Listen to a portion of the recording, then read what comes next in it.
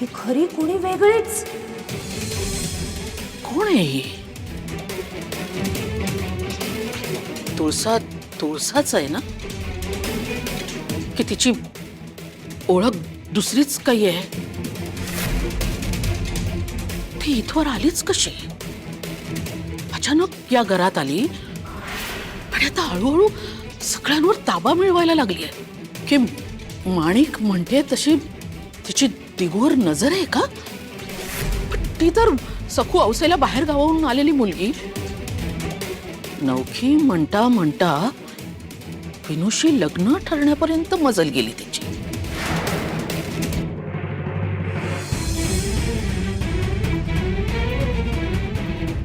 आज तुळसा मावशीने भरवलं तरच मी खाईन. माझं नाव तुळसा. मी गोपाळपूरची एक निराधार आणि एकटी मुलगी. बाबाजी महाराजांच्या कानावर घालायला हवं का हे सगळं? नको नको. तुळसाला न सांगता मी कामावर ठेवलंय म्हणून ते आधीच माझ्यावर खूप चिडलेत. आणि माझ्या मनातली ही शंका त्यांच्यासमोर बोलून दाखवली तर ते आणखीन माझ्यावर भडकतील. आधी मलाच त्या तुळसावर बारीक नजर ठेवायला हवी.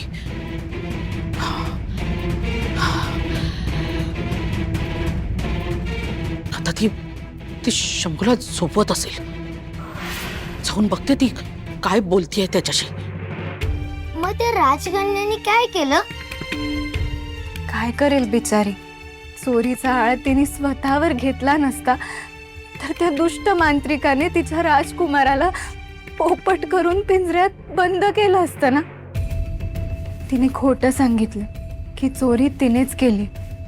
पण शंभूबाळ, श्रीकृष्ण भगवान सांगतात, कोणा निरपराधाचा जीव वाचणार असेल, कोणाचं भलं होणार असेल तर खोटं बोलायला काहीच हरकत नाही.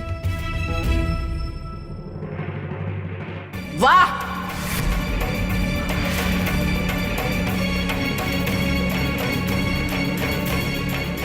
मोठीच वस्ताद आहेस ग तू. काहीतरी शिकवायचं नाही हा शंभू बाळाला. सगळं ऐकलंय मी. गोष्टीचं निमित्त करून तू आता त्याला खोटं बोलायला शिकवत होतीस. हो नाही हो, मी तर त्यांना कृष्णनीती. मूर्ख अक्कल शून्य मुली. या घरात कृष्ण, विठ्ठल, पांडुरंग ही नावं घ्यायची नाहीत सांगितलं ना तुला. इथले नियम मुद्दाम मोडतेस. अगं पण रमाई, ती तर गोष्ट होती ना. शंभू बाळा, मोठ्यांमध्ये लहानांनी बोलायचं नसतं. आणि काय ग ए निर्लज्ज मुली, माझ्या पलंगावर अगदी मालकिणीच्या थाटात बसतेस. 2 कवडीची मोल करेन तू. करडे कोण समजतेस कोण ग स्वतःला? लायकी आहे का ग तुझी? आता अशी बघत काय उभी आहेस? जायला सांगितलं ना तुला. जा, निघ. मुलांना चांगलं वळण लावताना चांगल्याच गोष्टी शिकवायच्या, कळलं? जा आता, निघ.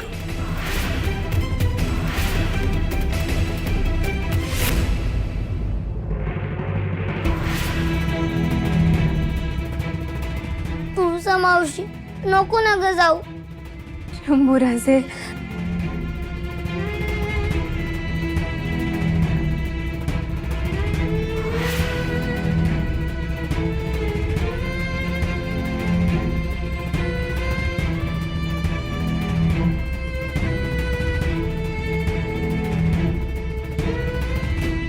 शंभू बाळा, तुला की नाही मला तुझं काही नकोय. मी तुझ्याशी बोलणार पण नाही. तू तुळसा मावशीला किती रडवलंस. मी तुझ्यासोबत कट्टी कट्टी कट्टी कट्टी. शंभू शंभू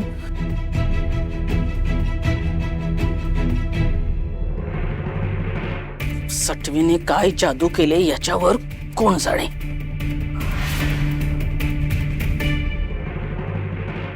अगं वच्छे, तुझं म्हणणं मला पटत नाही. अशातला काही भाग नाही ग. बघितलंस ना, विनू आणि त्या तुळसा या विषयावर केवढं मोठं भांडण झालं ते. आणि वहिनी तर स्पष्ट म्हणाल्या की माझी परवानगी नाहीये, मग आपण त्यांच्या विरोधात जाऊन त्या महामायेचं ऐकत बसले ना तर माझ्या मुलाच्या आयुष्याची ना माती होईल, माती. मी तुम्हाला निक्षून सांगते हा. माझ्या विनूच्या लग्नाच्या बाबतीत माझाच निर्णय अंतिम राहील. ही एवढी चांगली मुलगी पुन्हा मिळणार नाही. हे लग्न व्हायलाच हवं. आई कुणाचं लग्न? अरे तुझ्या लग्नाबद्दल बोलतोय आम्ही. माझं लग्न? हो तुझंच. अरे आम्ही मुलगी पसंत केलीये आणि तुला सुद्धा आवडली ती. मला आवडली आहे ती. कोणती मुलगी? आणि आणि मी कधी बघितली? अरे तुला आवडेल अशीच मुलगी आहे रे ती. हा बाबा आई कशाला उगाच या भानगडीत पडताय? मला नाही करायचंय लग्न वगैरे. या घरात आलेल्या सुनांना कशी वागणूक मिळते ना बघितलंय मी. आणि मी स्वतः इथे गड्यासारखा राबतोय. उद्या माझी बायको आल्यावर तिची पण मोलकरीणच होणार आहे ना. हो मलाच इकडे पत नाहीये. तिला कोण विचारणार आहे? काही रडावं लागणार नाही. मी खमकी आहे. आम्ही तुझं लग्न लावून देणार, पण तू मध्ये पडायचं नाही सा. खोडा घालायचा नाही हा, सांगून ठेवते.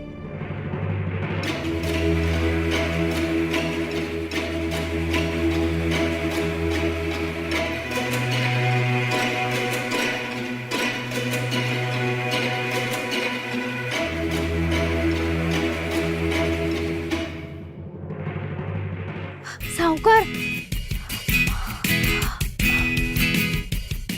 तुम्ही माझ्याकडे असं रागाने का बघता? इतकी पण वाईट नाहीये हो मी. कधीतरी माझ्याकडे प्रेमाने बघा की.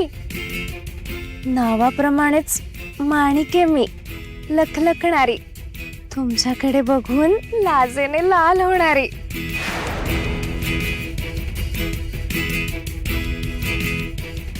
सावकार, अहो मी फक्त सुंदर नाहीये, हुशार पण आहे. हा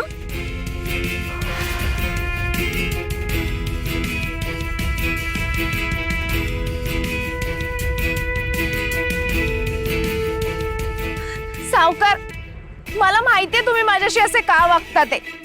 मला कळतं सगळं. तुम्ही अजूनही सखूला विसरू शकला नाहीयेत ना.